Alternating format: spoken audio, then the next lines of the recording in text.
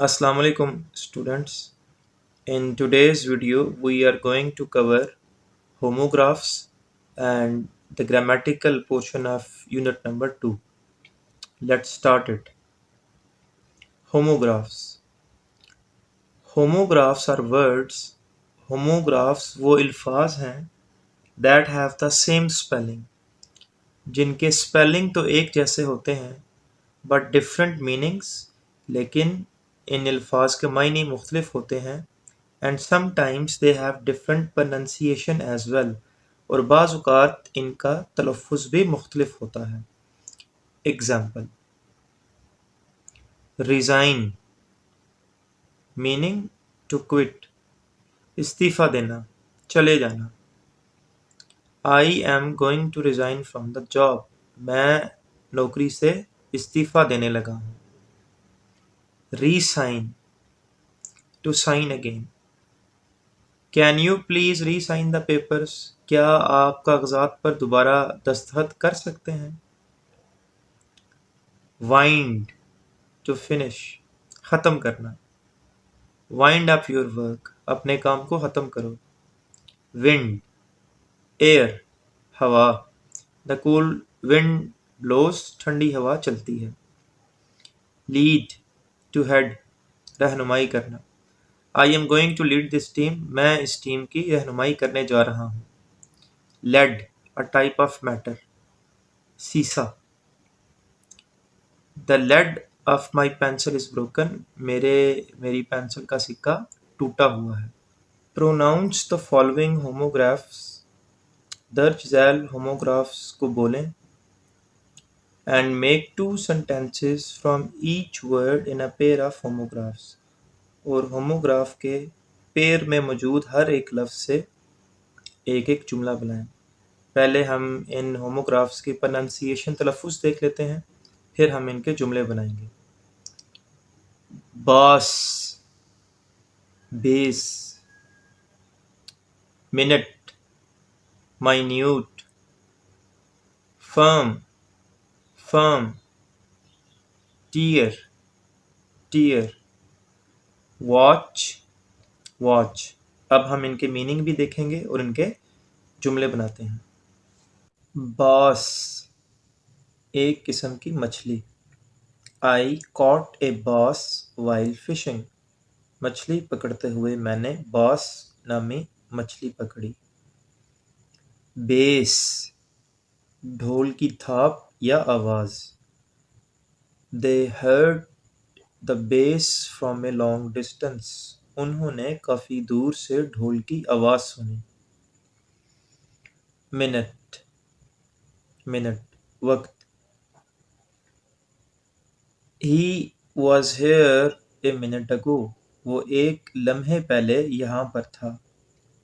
Minute, मामूली, अदना।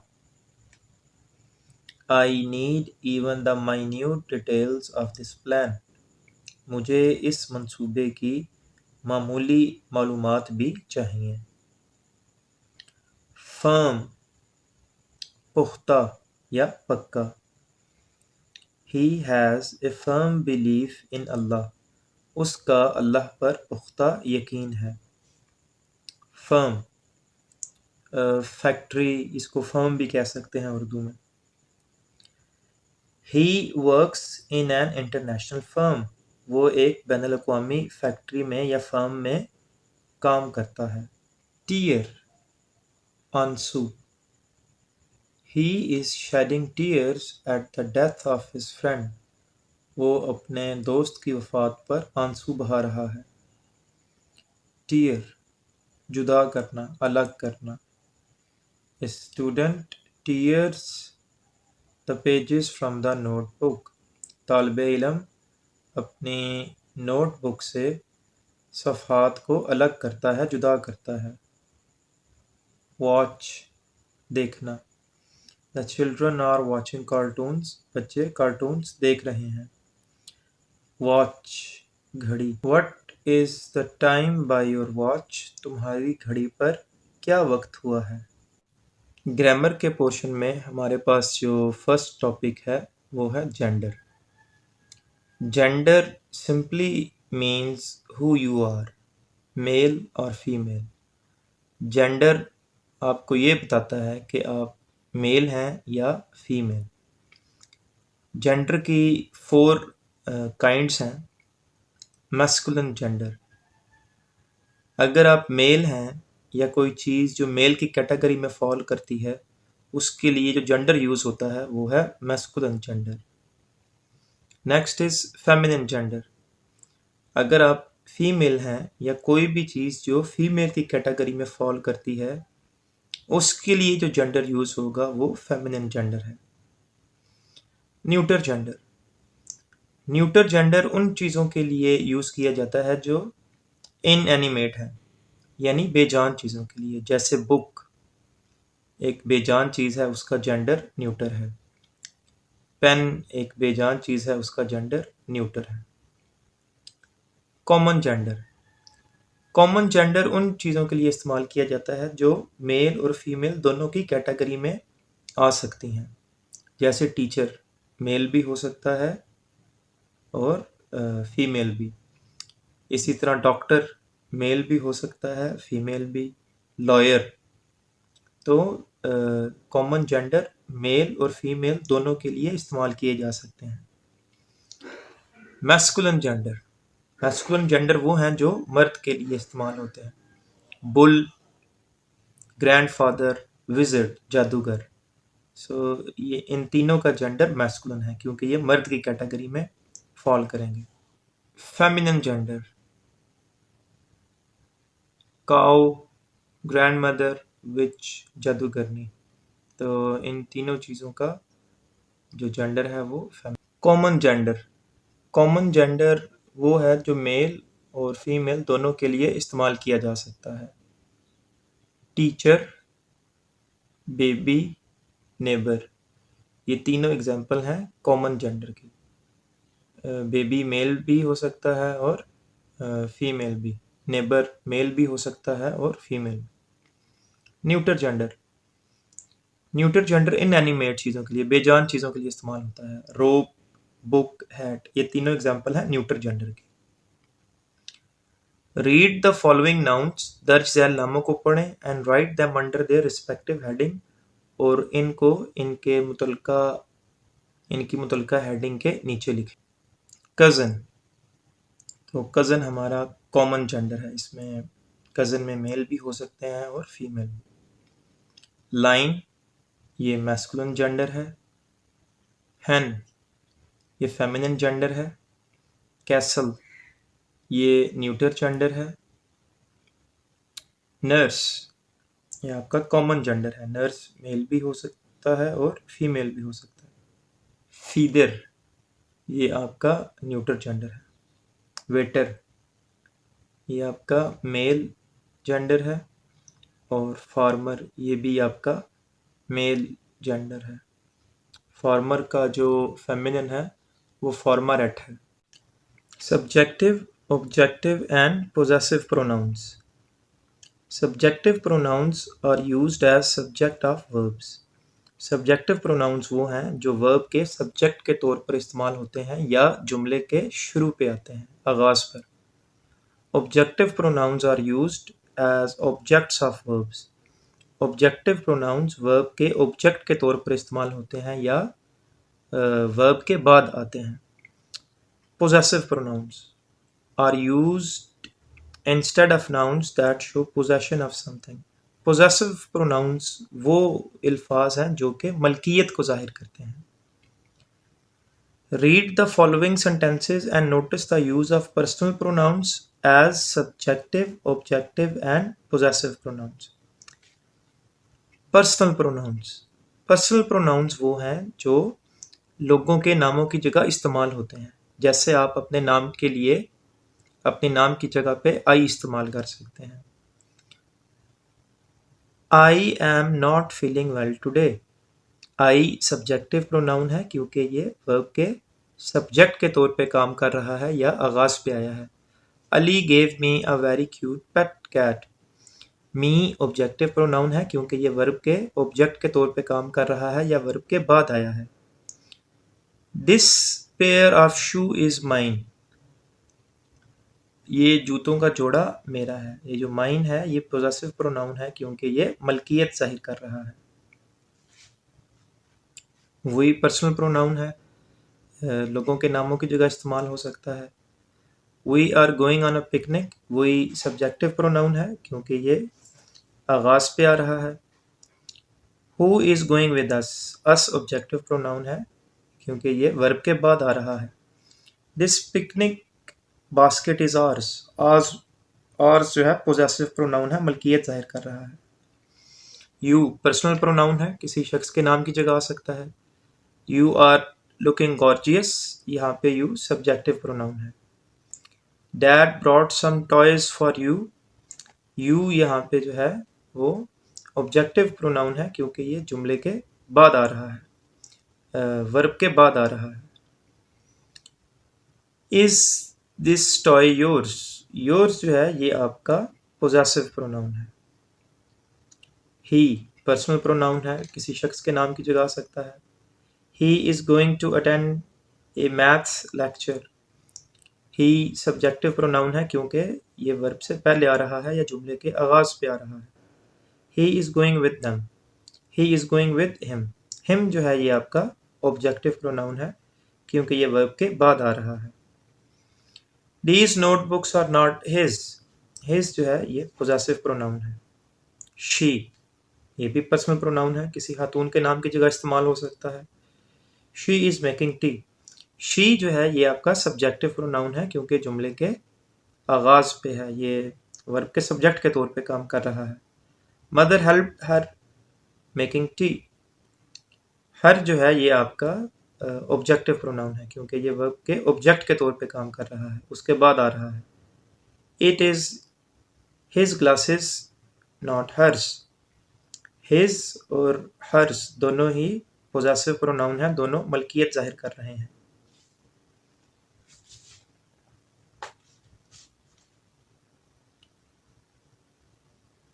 Use any three personal pronouns as subjective, objective and possessive pronouns and make sentences with them। कोई से तीन personal pronoun इस्तेमाल करें सब्जेक्टिव प्रोनाउन की शक्ल में, ऑब्जेक्टिव प्रोनाउन की शक्ल में और पोजेसिव प्रोनाउन की शक्ल में। अब हम पर्सनल प्रोनाउंस को देखेंगे सब्जेक्टिव प्रोनाउंस, ऑब्जेक्टिव प्रोनाउंस और पोजेसिव प्रोनाउंस की शक्ल में। सबसे पहले पर्सनल प्रोनाउंस को सब्जेक्टिव प्रोनाउंस की शक्ल में देखते हैं। आई हेल्प हिम, आई जो है यहाँ पे सब्जेक्टिव प्रोनाउन है। ही हेल्प्स मी, मी आपका ऑब्जेक्टिव प्रोनाउन है। He reads a book, he subjective pronoun है। यू गो विद हिम जो है ये ऑब्जेक्टिव प्रोनाउन है। She cooks food, she subjective pronoun है। I talk to her objective pronoun है। पर्सनल प्रोनाउंस को पोजेसिव प्रोनाउंस की शक्ल में देखते हैं। This book is mine, mine possessive pronoun है, मलकियत जाहिर कर रहा है। That is not his house, his possessive pronoun है। This is not her fault, her यहाँ पे पोजेसिव प्रोनाउन है। Interrogative pronouns, interrogative pronouns are used to ask questions. Interrogative pronouns को इस्तेमाल किया जाता है सवाल पूछने के लिए। Usually interrogative pronouns come at the start of the sentence, आमतौर पर इंट्रोगेटिव प्रोनाउन जुमले के आगाज पर आते हैं। Questions and with the question mark, और जो सवाल है वो सवालिया निशान पर ख़त्म होता है। Example, who is your favourite national leader, who is interrogative pronoun. Interrogative pronoun इस्तेमाल किए जाते हैं सवाल शुरू करने के लिए। Whose pen is this, where are you going, which way did you choose. Who, whose, where, which, ये सारे हमारे इंट्रोगेटिव प्रोनाउन हैं इसलिए कि इनसे क्वेश्चन स्टार्ट हो रहे हैं और क्वेश्चन के एंड पर हम क्वेश्चन मार्क इस्तेमाल करते हैं। Make interrogative sentences with the following interrogative pronounce. दर्ज झैल इंट्रोगेटिव प्रोनाउन से जुमले बनाएं, सवालिया जुमले बनाएं। How, when, whom, what, why ये इंट्रोगेटिव प्रोनाउंस हैं, इनसे क्वेश्चन पूछे जाते हैं। तो अब हम सेंटेंसेस बनाते हैं। How, how was your day, आपका दिन कैसा था। When, when will he come to see you, वो कब आपसे मिलने आएगा। whom, whom were you talking to, आप किससे बातें कर रहे थे। what are you doing alone in the park, आप पार्क में अकेले क्या कर रहे हैं। why, why is he teasing the other people, वो दूसरे लोगों को क्यों परेशान कर रहा है। demonstrative pronouns, demonstrative pronouns are used to show or point out something। Demonstrative pronoun को इस्तेमाल किया जाता है किसी चीज़ की तरफ इशारा करने के लिए। That is objects, people, animal, चीज़ों की तरफ इशारा करने के लिए, लोगों की तरफ इशारा करने के लिए, या एनिमल्स वगैरह की तरफ इशारा करने के लिए। डेमोन्स्ट्रेटिव प्रोनाउन मेनली 4 हैं। This, that, those, these. This एक चीज़ के लिए इस्तेमाल होता है जो आपके करीब है। दीज उन ज़्यादा चीज़ों के लिए इस्तेमाल होता है जो आपके करीब हैं। दैट एक उस चीज़ के लिए इस्तेमाल होता है जो दूर है। दोज उन ज़्यादा चीज़ों के लिए इस्तेमाल होता है जो आपसे दूर हैं। एग्जाम्पल, लुक एट दिस, इसे देखो। There are many flowers, do you like these. That looks like a fox. Maha wears her mother's clothes. She looks odd in those. This, these, that, those ये demonstrative pronoun है, इन्हें इस्तेमाल किया जाता है किसी चीज़ की तरफ इशारा करने के लिए। Make 8 sentences using demonstrative pronouns in your notebook. Demonstrative pronouns को इस्तेमाल करते हुए अपनी नोटबुक में 8 जुमले बनाएं। तो अब हम जुमले बनाते हैं। This is a book. Did you see that? You can easily solve this issue. That army is very strong. These are my books. These fruit are fresh. Those people are very decent. I remember those days. So यहाँ पर this, that, these और those demonstrative pronoun हैं जो किसी चीज़ की तरफ इशारा करते हैं। Subject, verb, adjective, pattern sentences.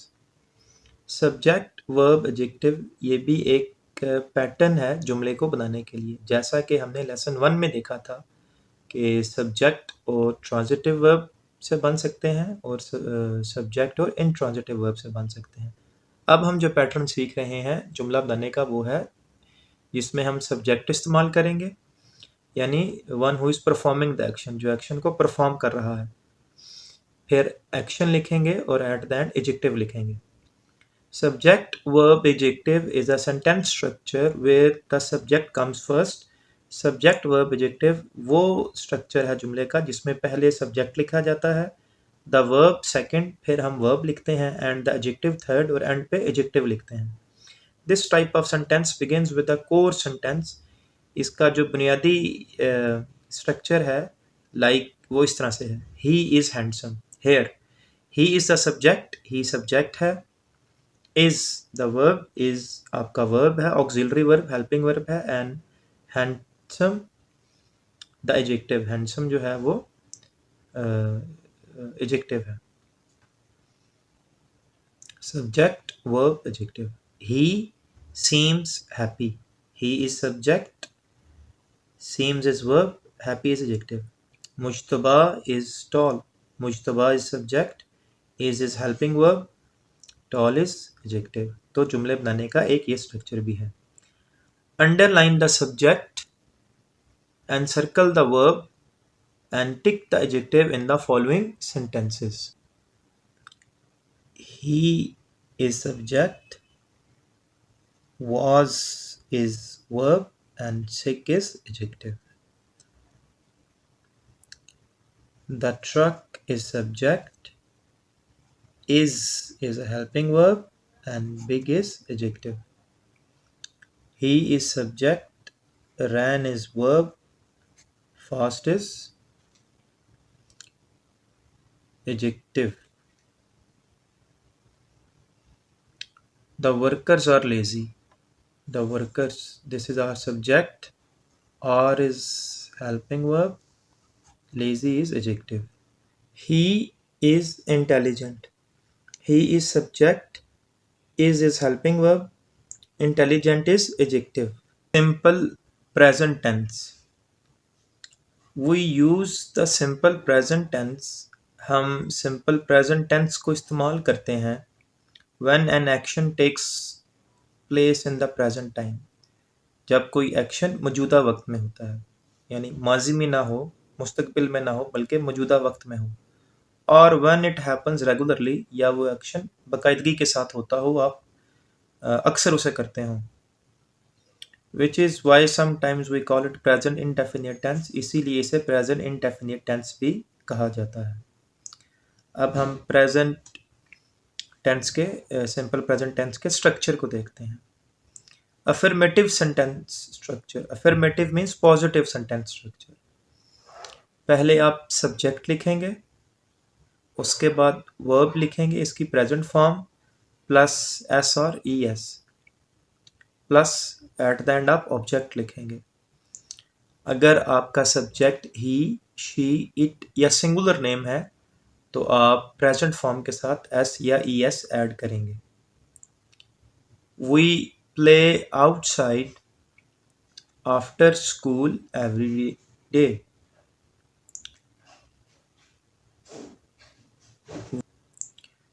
Simple present tense में हम नेगेटिव सेंटेंसेस किस तरह से बनाएंगे उसका स्ट्रक्चर देखते हैं. पहले आप सब्जेक्ट लिखेंगे, one who is performing the action. Do या डज नॉट में से एक चीज़ इस्तेमाल करेंगे, वर्ब की प्रेजेंट फॉर्म और एट द एंड ऑब्जेक्ट लगाएंगे. अगर आपका सब्जेक्ट ही, शी, इट या सिंगुलर नेम है तो आप डज नॉट लगाएंगे, वरना आप डू नॉट लगाएंगे. जब आपने डज नॉट यूज कर लिया तो फिर प्रेजेंट फॉर्म के साथ एस या ई एस नहीं लिखेंगे. We do not play outside after school every day.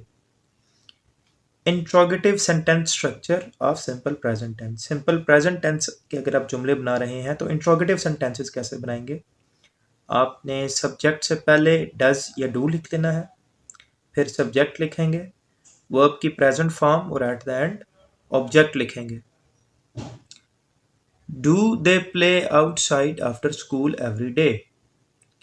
So ये जो स्ट्रक्चर है ये इंट्रोगेटिव सेंटेंसेस के लिए है, सिंपल प्रेजेंट टेंस की. इसमें भी वही बात है कि अगर सब्जेक्ट ही, शीट या सिंगुलर नेम है तो आप डज इस्तेमाल करेंगे पहले, वरना डू इस्तेमाल करेंगे. Choose the correct option. I dash football every Saturday. I play football every Saturday. Dash they listen to rap music. Do they listen to rap music? Majid does not set the table. Majid does not set the table. We sometimes dash to the park. We sometimes go to the park. I dash watch television after 9 p.m. I do not watch television after 9 p.m. They often visits their grandparents on the weekends. They often visit their grandparents on the weekends. My rabbit always dash very fast. My rabbit always eats very fast. Dash Amna travel abroad every year. Does Amna travel abroad every year. जब does आएगा तो ये भी D capital start पे हो जाएगा. Saad does not play computer games on Saturday. Saad does not play computer games on Saturday. Simple past tense. Simple past tense tells us about the action that takes place in a time period before present time. Simple past tense में हम उन actions की बात करना सीखते हैं जो past में होते हैं. यानी प्रेजेंट में नहीं, मौजूदा वक्त में नहीं, बल्कि गुजरे हुए वक्त में। अब हम सिंपल पास्ट टेंस के स्ट्रक्चर्स देख लेते हैं। फर्स्ट है affirmative sentence structure of simple past tense, positive sentences बनाने के लिए। पहले आप सब्जेक्ट यूज करेंगे, फिर वर्ब की आप पास्ट फॉर्म यूज करेंगे, जिसे सेकंड फॉर्म भी कहते हैं। एट द एंड आप ऑब्जेक्ट लगाएंगे उन एक्शंस की बात करने के लिए जो आपने पास्ट में किए। We played outside after school yesterday, ये आपकी पास्ट फॉर्म है। It means you are talking about the past time. Negative sentence structure of simple past tense, आप पहले सब्जेक्ट यूज करेंगे, उसके आगे डिड नॉट प्लस वर्ब की प्रेजेंट फॉर्म। जब आपने डिड नॉट यूज कर लिया है, उसके साथ वर्ब की present form plus object. We did not play outside after school yesterday। अब हम सिंपल पास्ट टेंस में इंट्रोगेटिव सेंटेंस स्ट्रक्चर देखते हैं। सिंपल पास्ट टेंस में सवालिया जुमले बनाने के लिए आपने पहले डिड लिखना है, फिर आप सब्जेक्ट यूज करेंगे, वर्ब की प्रेजेंट फॉर्म और at the end object. Did they play outside after school yesterday। Complete the following sentences using the simple past tense. इन जुमलों को मुकम्मल करना है सिंपल पास्ट टेंस में। इसका मतलब है हम पास्ट फॉर्म यूज करेंगे। The show dash at 10:30। Begin first form है, क्योंकि हमने ये जुमले सिंपल पास्ट में मुकम्मल करने हैं, हम इन सब की पास्ट फॉर्म यूज करेंगे। The show began at 10:30। The children dash the ball. Present form है थ्रो, तो इसकी पास्ट फॉर्म है threw. The children threw the ball. We dash a new pair of shoes last Friday. We bought a new pair of shoes last Friday. Amina dashed from Multan. Amina came from Multan. They dashed 2 liters of water yesterday. Drink present form है, इसकी past form है drank. They drank 2 liters of water yesterday. Simple future tense. The simple future is a verb tense that is used to talk about things that haven't happened as yet. Simple future tense में हम उन actions की बात करते हैं जो अभी तक वाक़या नहीं हुए, बल्कि मुस्तकबिल में होंगे। तो सिंपल फ्यूचर टेंस के स्ट्रक्चर को देखते हैं। Affirmative sentence structure, positive sentence structure कैसे बनाना है फ्यूचर के जुमलों के लिए।